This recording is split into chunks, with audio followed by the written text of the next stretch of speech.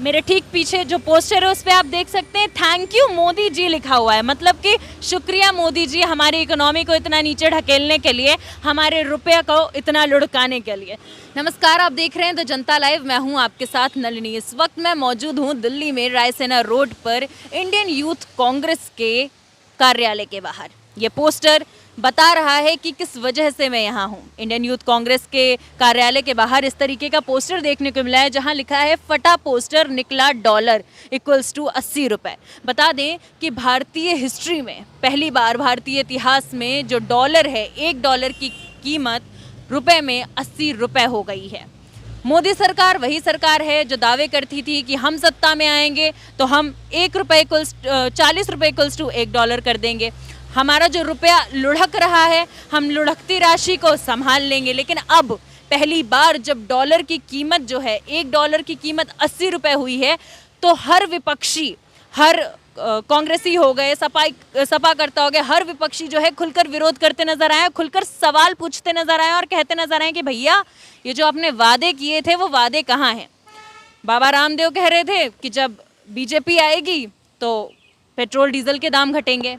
श्री महाराज कह रहे थे कि जब बीजेपी आएगी तो 40 रुपये जो है डॉलर का दाम हो जाएगा। लेकिन अब जब 80 रुपये डॉलर का दाम, $1 इक्वल्स टू 80 रुपये पहुंच गया है, तो सोचने वाली बात यह है कि सरकार इस पर चुप्पी साधे हुई है। 2 दिन से इस बात को लेकर भूचाल मचा हुआ है। लगातार जो है रुपए की गिरावट देखने को मिल रही है और डॉलर में बढ़ोतरी देखने को मिल रही है। आज इसी सिलसिले में हम लोगों से बात करेंगे।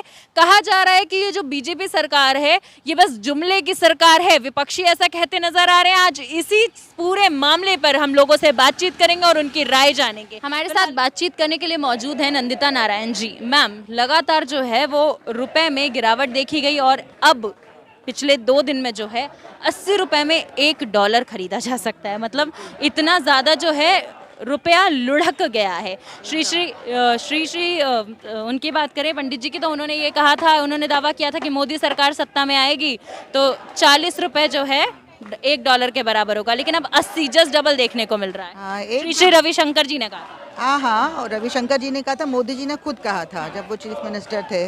और मैं वीडियोस देख रही थी, सब आगे किए जा रहे हैं ऐसे वीडियोस कि रुपया लगातार गिरता जा रहा है और जिस सरकार का रुपया इतना, करेंसी इतना गिर जाती है, उसकी सरकार गिरी हुई होती है।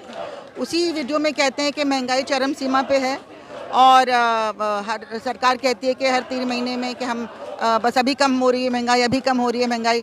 जितनी बातें वो दूसरी सरकार के लिए करते थे, यूपीए के लिए, वो आज उन्हीं पे एप्लीकेबल होंगी।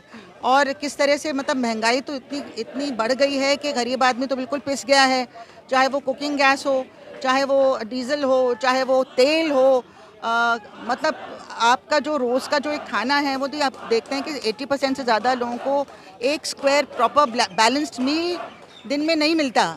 इतनी शर्म की बात है। और जो हमारी आर्थिक स्थिति है, आप चाहे कितनी भी लीपापोती कर लीजिए, बेरोज़गारी चरम सीमा पे, हर चीज़ इस तरह से है और सारा पब्लिक सेक्टर आप बेचते चले जा रहे हैं, आम आदमी की दुर्दशा हो रही है। तो लगता है कि जिस तरह से श्रीलंका का हाल हुआ था वो दिन दूर नहीं है कि हमारी भी आर्थिक हालत इतनी ख़राब हो जाएगी कि लोग सड़कों पर उतर आएंगे। लोग सड़कों पे आएंगे। लोगों को सड़कों पे आना चाहिए। लोगों को आप घुट्टी पिला रहे हैं ये हिंदू मुस्लिम नफरत की, तो उससे कुछ लोग तो खुश रहते हैं, बाकी आप ईवीएम से सेटल कर लेते हैं, है ना, कि कुछ भी हो जाए सत्ता में आएंगे आप ही। विपक्षी कहते नजर आ रहे हैं कि जुमले वाली सरकार की जो जुमलेबाजी थी अब खत्म हो रही है, क्योंकि जो हकीकत है वो तमाचा मारती नजर आ रही है उनके चेहरे पे। नहीं, तमाचा तो मार रहे हैं। अब देखिए कि हर जगह, यहाँ भी देखिए बच्चे बैठे हुए हैं सारी सड़कों पे, बेरोज़गारी का इतना बुरा हाल है और ये पूरे लॉकडाउन में और ज़्यादा बुरा हाल हुआ। आपने एकदम मतलब कठोर तरीके से जो भी नीतियाँ आपने अपनाई, लॉकडाउन, उसके पहले डिमोनेटाइजेशन, फिर जीएसटी और पूरे जो एक फेडरल स्ट्रक्चर हमारा है देश का, उसको पूरा बर्बाद कर रहे हैं। लॉ एंड ऑर्डर एकदम ख़राब हो रहा है, हर चीज़ का हाल ख़राब है। और ये बिल्कुल सही है कि महंगाई की वजह से तो लोग अपना एक स्क्वायर मील भी नहीं है। और आप लगातार ये हलाल और ये बाकी सब हिजाब और इन सब चीज़ों में लोगों को उसमें उलझाए रखना। जी, रुपया लुढ़क कर नीचे आ रहा है और बार बार जो है धर्म की बात की जाती है, जाति की बात की जाती है, कभी भी जो है रोजगार की बात नहीं की जाती सरकार के द्वारा, इकोनॉमी की बात नहीं की जाती, जीडीपी की बात नहीं की जाती। बेहद बुरा हाल हो रहा है रुपया का इस टाइम। नहीं, एकदम ये सही बात है और मैं सोच भी नहीं सकती हूँ कि कैसे आम आदमी चला रहा है काम। हम लोग देख रहे हैं कि जितना मतलब हम लोग कुछ ये खाना बांटने का काम करते थे लॉकडाउन में, तब से 2 साल से चल रहा है और लाइनें बस बढ़ती चली जा रही हैं, रोज़गार वापस आ नहीं रहा है जिस तरह से आना चाहिए। तो जो मजबूरी है हमारे पूरे हिंदुस्तान में, जिस तरह का माहौल है और ये कहते हैं कि एकदम पॉवर्टी लेवल से नीचे करोड़ों लोग जाते जा रहे हैं, उससे कोई किसी को फ़र्क ही नहीं, इन लोगों को फ़र्क ही नहीं पड़ रहा जो सत्ताधारी हैं, और कितना पैसा खर्च कर रहे हैं फिजूल की चीज़ों में, ये है ना। चाहे वो पार्लियामेंट का वो बनाया नया सेंट्रल विस्टा प्रोजेक्ट है, और इतने बड़े बड़े शेर जो बनाए जो बिल्कुल मतलब बहुत ही बदसूरत लगते हैं, हमें तो डरावने।